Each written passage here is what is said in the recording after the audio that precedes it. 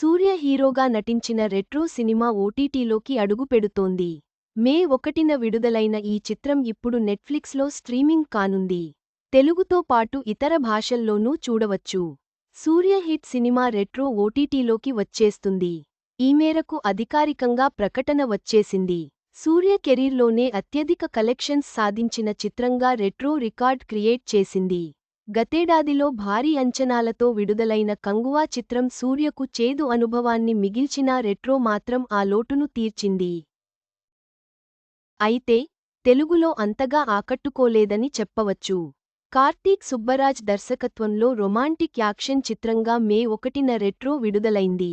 ఇందులో పూజా హెగ్డే హీరోయిన్గా నటించగా, జోజు జార్జ్, జయరాం, నాజర్ తదితరులు కీలక పాత్రలలో కనిపించారు.